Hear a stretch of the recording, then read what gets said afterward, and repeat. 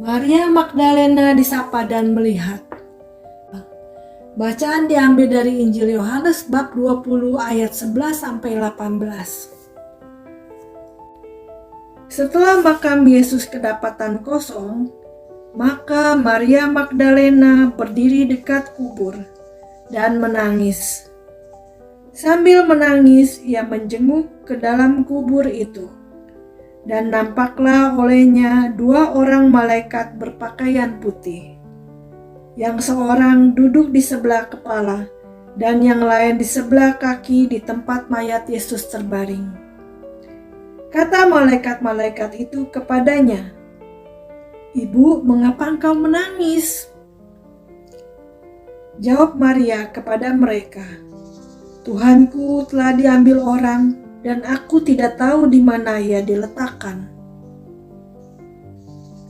Sesudah berkata demikian, ia menoleh ke belakang dan melihat Yesus berdiri di situ.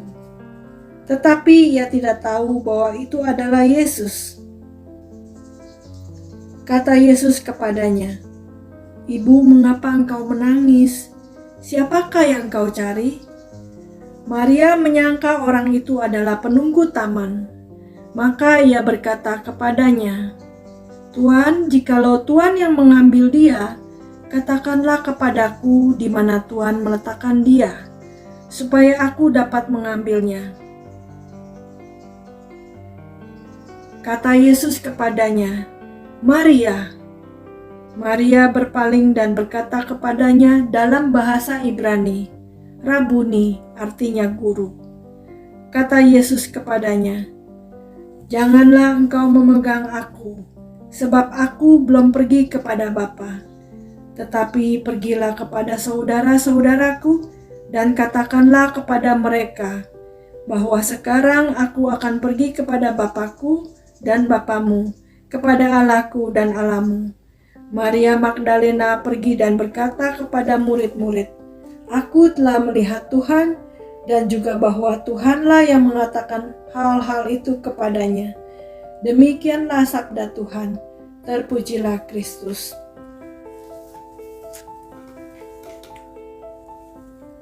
Maria Magdalena mengalami kasih dan mujizat Tuhan.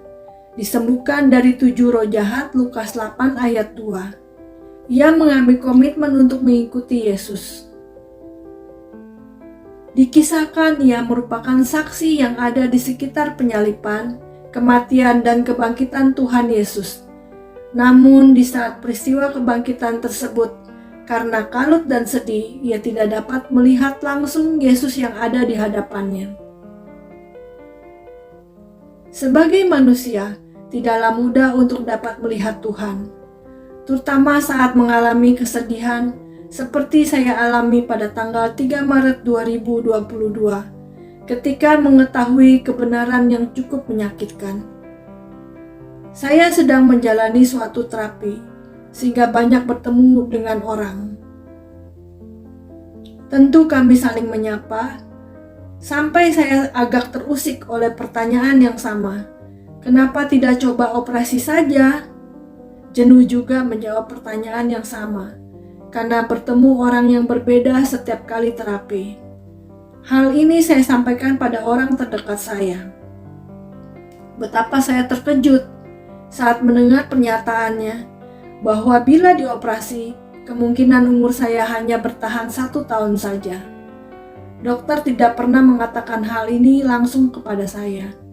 Yang disampaikan oleh dokter hanya resiko operasi saja. Tidak ada jaminan kesembuhan, serta resiko tumbuhnya tumor dalam jangka waktu dekat. Kesedihan dan kekecewaan membuat saya sesaat tidak membaca firman. Namun Tuhan sangat luar biasa.